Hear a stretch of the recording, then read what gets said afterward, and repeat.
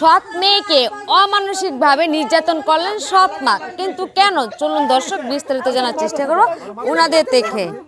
আচ্ছা একটু থামেন। আচ্ছা আন্টি, আপনি কেন আপনার সৎ মেয়েকে এভাবে মারছেন? ওনার অন্যায় কি? তুমি জানো না মা, প্রত্যেকটা দিন আচ্ছা তরকারিতে আমি সৎ মা হলে কি সৎ এতই খারাপ? আমি তো ভাগেরটা দেই আজকে 4 পিস মাছ রান্না করছি। আমার তো ঘরে একটা সন্তান আছে না? তোরে ভাত খাওয়ার সময় আমি দিমই তো, আমি তো তোরে ছাইড়ে খামু না। ও করছে কি, আমি ঘর থেকে বাইরে থেকে আয়া দেখতেছি ওই ভাজা মাছটা বাইরে কি সুন্দর খাইতেছে বাটির মধ্যে করে নিয়ে। কেন চুরি করে খাওয়া লাগবে কে? তোর কি জন্মের খাওয়াই না? আমি খাওয়াই না। আচ্ছা এখন আন্টি আমার কথা হচ্ছে, একটা মাছ খেতেই পারে, এখন যদি আপনার নিজের সন্তান এভাবে খেত তাহলে কি আপনি এভাবে মারতে পারতেন? দেখছো তুমি ওর সাপোর্ট নাও কে? খালি মাছ না তো যাই কোনো তরকারি মাংস হলেও চুরি করবো, চুরি করে খাওয়া লাগবো কে পাতিলের থেকে? আমি তো দিমুই রে বাবা নিজে হাতে, তো চুরি করে তো কোনো কারণ নাই এই জায়গায়। তা আমাকে দেখাই খাইবো, আমার কয়া খাইলো না কে?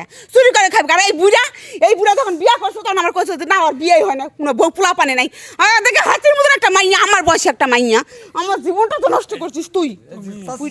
তুই চোখের সামনে দেখতে পাচ্ছেন, এই আজকে যদি নিজের মেয়ে এরকম কিছু খেত না বলে, তাহলে আশা করি এভাবে হয়তো মার পেট দিত না, কারণ নিজের আর পরের মধ্যে এতটুকু তফাৎ। এখন একটু জানার চেষ্টা করব ওই বাবার কাছে। আচ্ছা আপনি তো ওই যে সৎ মেয়েটির বাবা, তাই না? আচ্ছা এইভাবে কি উনি কি প্রায় সময় মেয়ের উপর এভাবে অত্যাচার? আমি আজকে আমার মেয়ের মুখে শুনলাম যে আমার স্ত্রী যেভাবে অত্যাচার করে আমার মেয়ে কোনোদিন বলে নাই। এতিম মাইয়া বুঝছেন, আজকে বলতেছে বাবা আমি যে সময় খাইতে যাই আমার খাওয়ান দিতে চায় না, আমার খালি কাজ করায়, হালকা পাতলা দেয়, খিদার জ্বালায়, এতে খিদার জ্বালা সয় না, ওদিকে কাজা করতে হয়। আমি বাবা কোলাইতে পারি না, আমি যদি একটু চাই তাও আমার দেয় না। হ্যাঁ আমি বাবা কী করবো? আমি তোমার কাছে ধরে মারবো যে আমি কইলে তুমি কিছু কইবা, মারধর করবো, এই কারণে বলে না। কিন্তু আজকে আইসা আমি যেইভাবে দেখলাম, আমার সুখের নির্দার সাথে কানের কাছে এখন দুঃখের ঘণ্টা বাজতেছে। আমি জীবনে ভাবছিলাম যে বিয়ে একটাই, কিন্তু উপরওয়ালার ইচ্ছায় যে আমার আল্লাহ পাক যে কী করলো, আমি আল্লাহর কাছে অনেক মনে করেন যে ওই যে আল্লাহ যা করে ভালোই করে। আমি এরকম আসলে এরকম করা ঠিক না, যতটুকু আন্টি করতেছে এরকম করা একদম ঠিক না। আচ্ছা যাই হোক, এখন আমরা একটু কথা বলার চেষ্টা করবো ওই মেয়ের সাথে। আচ্ছা তোমার উপর কি মানে এরকম সবসময় নির্যাতন করা হয়? প্রতিনিয়তই আমার চুল ধরে মারে, আমার সবসময় মারে। আমি অনেক কাজ কাম করি তবু আমি নাম পাই না। আমার তো ভাত খাইতে দেয় না, আমি যদি ভাত খাইতে যাই তাহলে আমার ভাতের প্লেটটা আমার কাছ থেকে কায়রা নেই কি, আমার বাবার ঘরে কি আমি খাইতে পারি না? এই জন্য বলে আমি নাকি চুরের মেয়ে, চুরি করি। তুমি নাকি প্রায় সময় ওই যে ওইরকম ভাবে অনেক তরকারি বা অনেক কিছু আসবাবপত্র নাকি চুরি করে খাও? মিথ্যা কথা বলে, সব উনি মিথ্যা কথা বলতেছে। দেখলেন তো আমার আব্বুর সামনে কেমনে মারলো আমাকে, আমি কেন চুরি করে খাইতে যাবো? এটা তো আমার বাবারই ঘর, খাইলে না খাইলে আমি পেটে খিদা লাগে, ছোট মানুষ তাই খাই একটু পরে পরে, এই জন্য আমার মারে। আচ্ছা তারপরে তোমার উচিত থাকে, যেহেতু ঘরের সৎ মার মা তো মাই হয়, কোনো কিছু একটা খাওয়ার আগে ওনাকে জিজ্ঞেস করে খেলে তোমার, আমি তো মনে করি জিজ্ঞাসা করে কেমনে খাবো, উনি তো দেয় না, পেটের কিটা সহ্য না করতে পারে এ করে খাইতে হয়। আচ্ছা এখন আর একটু কথা বলবো আমরা ওই যে এই ভাইয়ের কাছে। আচ্ছা ভাই, এই যে ঘটনাটা, এখন উনি বলছে সব সময় দেয়, আবার উনি বলছে ওনাকে খাবার ঠিক মতো দেয় না।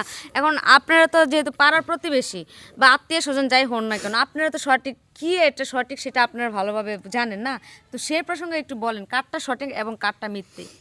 আসলে হাসা মিশা কি কমু, আমার এই যে চাষিটা যে পরের ঘর বিয়া করছে, এই চাষিটাই মনে করেন একদম বাজে।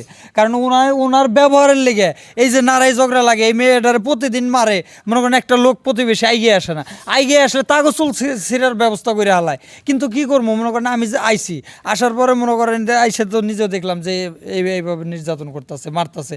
কোন তো ও ওর ঘরে খাইছে, ওর বাপের ডা খাইছে।